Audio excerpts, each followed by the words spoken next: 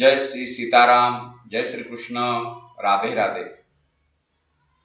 श्री भागवत भक्ती ज्ञान कथा प्रसारण यूट्यूब चॅनल यामध्ये सर्वप्रथम सर्व यजमान वृंद आणि सर्व प्रेक्षक यांचं या ठिकाणी गौरी आणि गणपती या सणाच्या हार्दिक शुभेच्छा। आज आपण या ठिकाणी जे हे सत्र बनवतो आहे हे शंका समाधान या गौरी गणपती विषयी बनवतो आहे। तर सर्वप्रथम या ठिकाणी भाद्रपद महिन्यामध्ये ज्या ज्येष्ठा गौरी येतात त्या यावर्षी 31 ऑगस्ट 2025 रोजी त्यांचं या ठिकाणी आव्हान होणार आहे। ते सायंकाळी 5:25 पर्यंत या ठिकाणी करावं। त्यानंतर 1 सप्टेंबर 2025 या दिवशी ज्येष्ठा गौरी, त्यांना काही ठिकाणी महालक्ष्मी असंही म्हणलं जातं, या ठिकाणी त्यांचं पूजन दिवसभर संध्याकाळी सायंकाळपर्यंत या ठिकाणी आपण करू शकता।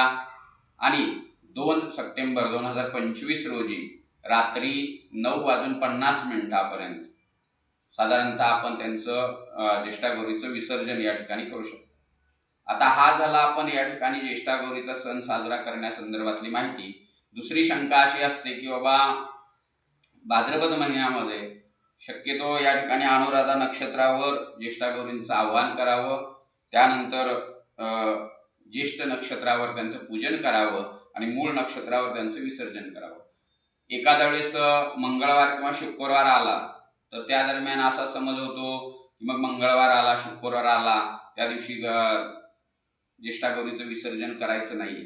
तर ही सर्व भ्रामक कल्पना आहे। ज्या दिवशी त्याचं विसर्जन दिवस येईल त्या दिवशीच विसर्जन त्या ठिकाणी असणाऱ्या गौरी कराव्यात। हा झाला पहिला मुद्दा। दुसरा मुद्दा असा आहे की बाबा घरामध्ये कुणी वडीलधारी मंडळी मृत झाली असेल, कुणी भावकीतलं वारलं असेल तर काही ठिकाणी अशी प्रथा आहे की गौरी गणपती बसवत नाहीत किंवा पाठावर बसवतात। तर असं काही नाहीये।